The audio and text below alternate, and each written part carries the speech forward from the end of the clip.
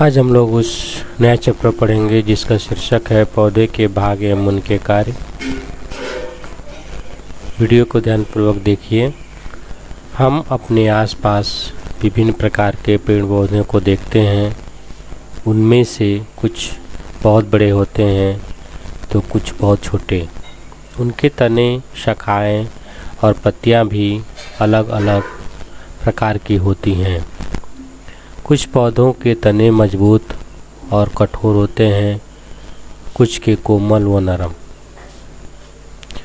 अपने आसपास पाए जाने वाले पेड़ पौधों को उनके तने की मजबूती और कोमलता के आधार पर छांटें और तालिका में भरें। यहाँ पर चित्र में दिखलाया गया है कोमल तने वाले पौधे, यहाँ पर मजबूत तने वाले पौधे। कोमल तने वाले पौधों को जैसे सरसों हो गया, उसको लिख दीजिएगा। मजबूत में जैसे कि आम का पेड़ हो गया, अमरूद का पेड़ हो गया। दिए गए चित्र को देखकर बताएं। ये चित्र है, इसको देखकर बताना है। देखिए यहाँ पर मिट्टी के नीचे जड़ है, ये मिट्टी हो गई, ये तना हो गया, ये पत्ती हो गई, ये फल हो गया और ये फूल हो गया। भूमि के ऊपर पौधों के कौन कौन से भाग दिखाई देते हैं? तो भूमि ये हो गई, इसके ऊपर कौन कौन से भाग दिखाई दे रहे हैं? फूल हो गया, फल हो गया, पत्ती, तना और ठीक है, यहाँ तक आप लिख लीजिएगा कि भूमि के अंदर कौन सा भाग पाया जाता है। तो भूमि के अंदर कौन सा भाग है? जड़, ये वाला। पौधे का अधिकांश भाग मिट्टी के बाहर पाया जाता है, जैसे तना, पत्ती, फूल व फल। कुछ भाग मिट्टी के अंदर पाया जाता है, जिसे जड़ कहते हैं। अधिकतर पौधों में ये सभी भाग दिखाई देते हैं। ये सब पौधों के अंग हैं। हमारे शरीर के अंगों की तरह पौधे का प्रत्येक भाग महत्वपूर्ण है। पौधे के प्रत्येक भाग का एक विशेष कार्य होता है। अगला है टॉपिक हमारा पौधे के विभिन्न भागों की रचना एवं कार्य। रूट यानी कि जड़। जड़ भूमि के नीचे पाई जाती है। इसकी सतह पर छोटे छोटे रोए पाए जाते हैं, जिन्हें हम मूलरूम कहते हैं। इसको हम क्या कहते हैं? जड़ के अंदर छोटे छोटे जो रोए पाए जाते हैं उसको हम मूलरूम कहते हैं। जड़ पौधे की नींव होती है। यदि हम किसी पौधे को भूमि से यानी कि मिट्टी से बाहर निकालें तो हमें ताकत लगानी पड़ती है। ऐसा इसलिए होता है क्योंकि जड़ जो कि मिट्टी के नीचे रहती है, पौधे को मजबूती से जमाए रखती है। मूलरूम द्वारा ये मिट्टी से जड़ एवं पोषक अवशोषित करती हैं। ये जड़ के मुख्य कार्य हैं। जड़ के मुख्य ये कार्य हो गए। जड़ मिट्टी से जल एवं पोषक तत्वों को अवशोषित करता है। जो जड़ है मिट्टी से जल एवं पोषक तत्वों को लेता है। जड़ पौधे को भूमि में जमाए रखता है। जड़ क्या करता है? पौधे को भूमि में जमाए रखता है। अगला कह रहा आइए करें। एक दो अनुपयोगी पौधों को जड़ सहित निकाल कर लाएं। एक पौधे को जड़ सहित एक गमले में मिट्टी डालकर लगा दें। दूसरे पौधों की जड़ों को काटकर उसे दूसरे गमले में लगाएं। दोनों गमलों में नियमित रूप से पानी डालें। कुछ दिनों बाद देखें और बताएं, क्या दोनों पौधे स्वस्थ हैं? दूसरा जो गमला है जिस पौधे की जड़ काट दी गई थी का पौधा सूख गया, क्यों? सोचें और चर्चा करें। इन मुख्य कार्यों के अतिरिक्त कुछ पौधों में जड़ भोजन संचित करने तथा सहारा देने का कार्य भी करती है। गाजर, शलजम, मूली आदि पौधों में खाया जाने वाला भाग इनकी जड़ होती है। इन पौधों में पत्तियों द्वारा बनाया गया भोजन इनकी जड़ों में एकत्र हो जाता है। भोजन एकत्र हो जाने के कारण ये जड़ें फूलकर मोटी और विशेष आकार वाली हो जाती हैं। आपने अपने आसपास बरगद के पेड़ पौधे देखे होंगे, उसमें बहुत सारी लटकनें दिखाई दी होंगी। जानते हैं ये लटकनें बरगद के पेड़ को सहारा देने वाली जड़ें होती हैं। ये जड़ें पेड़ की शाखाओं से निकलती हैं और नीचे की ओर बढ़ती हैं। ये जड़ें पेड़ के बड़े आकार को सहारा देती हैं। मनी प्लांट के पौधे का तना कोमल व लचीला होता है। इसको सहारा देने के लिए तने से अनेक स्थानों पर जड़ें निकलती हैं जो इसे ऊपर चढ़ने में सहारा देती हैं। अगला हमारा टॉपिक है स्टीम। तना। तना जमीन के ऊपर पाए जाने वाला पौधे का मुख्य भाग है।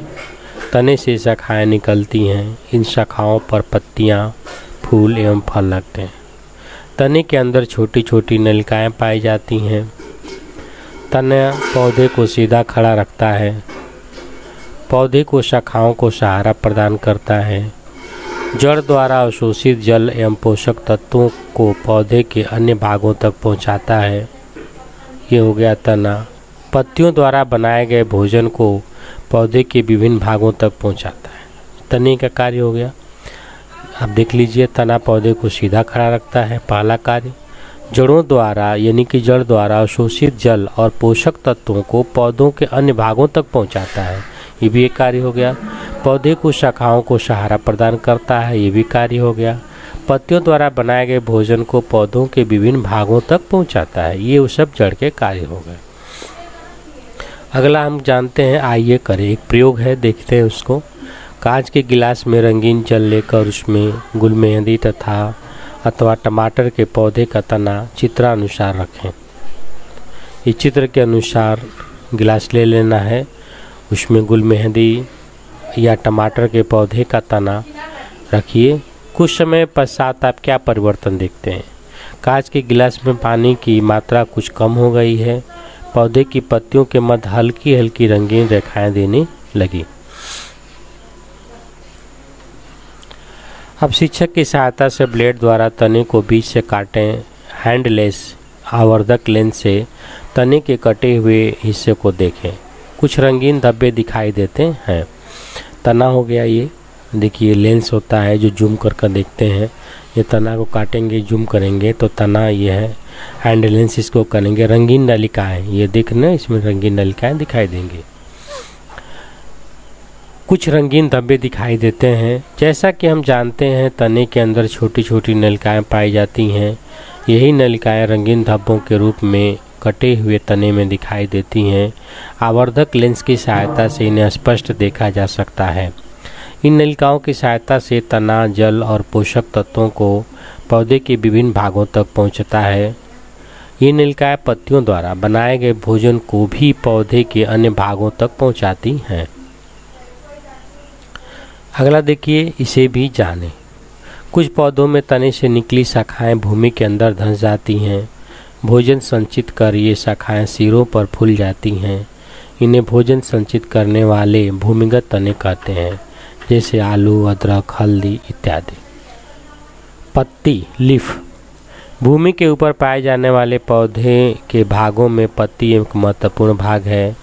पौधे की शाखाओं पर पत्तियां लगी रहती हैं। अधिकांश पौधों की पत्तियां हरे रंग की होती हैं। पत्तियों का हरा वर्ण यानी कि पर्णहरित ये क्लोरोफिल नामक वर्णन के कारण होता है। जो पर्णफलक है, इसमें आप ध्यान से इसको पढ़िएगा। अधिकांश पौधों की पत्तियां हरे रंग की होती हैं। पत्तियों का हरा रंग पर्णहरित यानी कि क्लोरोफिल नामक वर्णन के कारण होता है। ये पेपर में अक्सर आता है कि पत्तियों का हरा रंग क्यों होता है, तो आप बताएंगे पत्तियों का हरा रंग क्लोरोफिल नामक वर्णन के कारण होता है। पत्तियों का हरा चपटा भाग पर्णफलक लैमिना कहलाता है। इसकी दो सतहें होती हैं, ऊपरी और निचली। इन सतहों पर छोटे छोटे छिद्र पाए जाते हैं जिन्हें पर्णरंध्र स्टोमटा कहते हैं। निचली सतह पर इन छिद्रों की संख्या बहुत अधिक होती है। इन्हीं छिद्रों द्वारा पत्तियां वातावरण से गैसों का आदान प्रदान करती हैं। इन्हीं के माध्यम से पत्तियां अपने सभी कार्य करती हैं। पत्ती के कार्य में पहला है, क्या कार्य होते हैं देख लीजिए। प्रकाश संश्लेषण, वाष्पोत्सर्जन और श्वसन क्रिया, तीन कार्य पत्ती के करते हैं। ये पर्णरंध्र का चित्र है।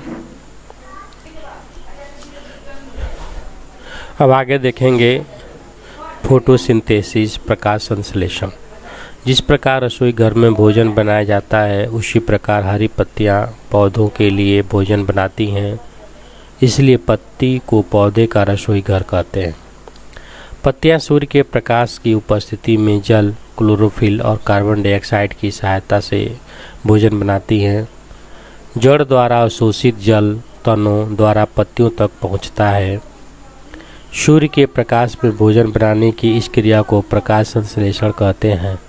यह क्रिया केवल दिन में होती है। प्रकाश संश्लेषण की क्रिया केवल दिन में होती है। आपने यह तो सुना होगा कि पेड़ पौधे वातावरण को शुद्ध करते हैं। यह कैसे होता है, देख लीजिए। हम सांस लेते हैं तो हवा में उपस्थित ऑक्सीजन अंदर लेते हैं। गलत है, यहाँ पर थोड़ा सा मिस्टेक हो गया है। कार्बन डाइऑक्साइड लेते हैं और उसके बदले में ऑक्सीजन छोड़ते हैं। पर्णरंध्रों की सहायता से पेड़ पौधों की पत्तियां वातावरण में उपस्थित कार्बन डाइऑक्साइड गैस को प्रकाश संश्लेषण की क्रिया में अंदर लेती हैं और बदले में ऑक्सीजन गैस बाहर निकालती है। सॉरी, यहाँ पर एक बार ध्यान दे दीजिएगा, गलती हमने पढ़ दी है शायद।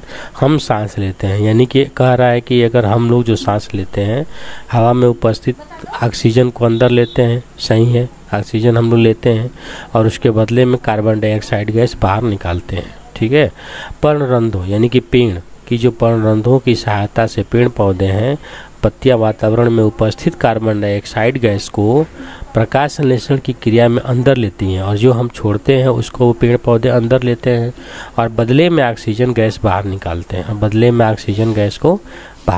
हैं इस प्रकार प्रकाश संश्लेषण की क्रिया द्वारा पौधों से निकली ऑक्सीजन हमारे वातावरण को शुद्ध करती है। अगला है ट्रांसपीरेशन, वाष्पोत्सर्जन। जड़ द्वारा अवशोषित अतिरिक्त जल पत्तियों से वाष्प के रूप में बाहर निकलता रहता है। इस क्रिया को वाष्पोत्सर्जन कहते हैं। यह क्रिया पर्णरंध्रों के माध्यम से होता है। नेक्स्ट है, पौधे की एक शाखा को पत्तियों सहित पॉलीथीन की थैली से अच्छी तरीके से बांधें, फिर इसे धूप में कुछ समय के लिए रखें। लगभग 2 घंटे बाद पॉलीथीन की थैली में पानी की बूंदें दिखाई देती हैं। ये प्रयोग है। पौधा हो गया, उसकी एक टहनी में बांधना है, ये सब चीज़ें। पॉलीथीन को जल की बूंदें कहाँ से आई, प्रश्न है कि अब उसमें जो जल की वाष्प निकल कर बूंदें दिखाई दे रही है, पानी टाइप की बुदबुदा, वो कहाँ से आया। वाष्पोत्सर्जन की क्रिया द्वारा निकली वाष्प पॉलीथीन से टकराकर ठंडी होकर पानी की बूंदों में बदल जाती है। ये बूंदें हम पॉलीथीन के अंदर दिखाई देती है। श्वसन, रेस्पिरेशन की क्रिया के बारे में अब पढ़ेंगे। हमारी तरह पौधे भी सांस लेते रहते हैं। सांस लेने की इस क्रिया को श्वसन कहते हैं। पौधे पर्णरंध्रों द्वारा श्वसन क्रिया में ऑक्सीजन गैस अंदर लेते हैं और कार्बन डाइऑक्साइड गैस बाहर निकालते हैं। यह क्रिया दिन रात होती है। फिर है फ्लावर, फ्रूट एंड सीड। फूल, फल एवं बीज।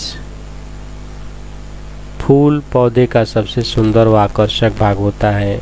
हम अपने आसपास अनेक प्रकार के रंगों एवं सुगंध वाले फूलों को देखते हैं। आइए फूलों के भागों को देखें। ये है फूल, वायदल इसका ये हो जाएगा, पंखुड़ी ये हो जाएगा, पुंकेसर ये हो जाएगा, स्त्री केसर ये हो जाएगा। वायदल, सीपल्स। फूल के सबसे बाहर की हरी पंखुड़ियों को वायदल कहते हैं। ये फूल के अन्य भागों की रक्षा करते हैं। अगला है पेटल्स। फूलों की रंगीन पंखुड़ियों को दल कहते हैं। यह फूल का सबसे आकर्षक भाग होता है। पुंकेसर, स्टेमन। फूल की पंखुड़ियों के बीच में कुछ लंबी लंबी पतली रचनाएं होती हैं। थोड़ा खुला हुआ होता है,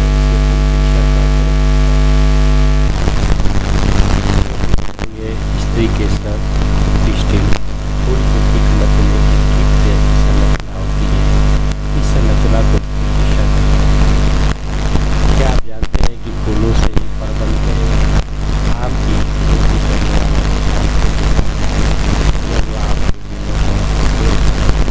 आम की बौरें देखता है, वो जानता है कि यही बौरें आम के फल में बदल जाएंगी। इस प्रकार फूल पौधे की वंश वृद्धि के लिए फल तथा बीज का निर्माण करते हैं। फलों के अंदर बीज पाए जाते हैं। फल बीज की रक्षा करते हैं।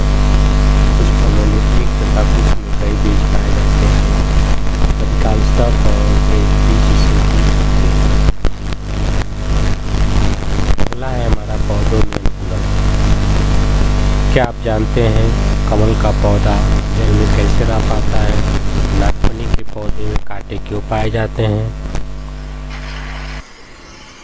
वह स्थान विशेष जिसमें कोई पौधा उगता व वृद्धि करता है उसका वासस्थान कहलाता है।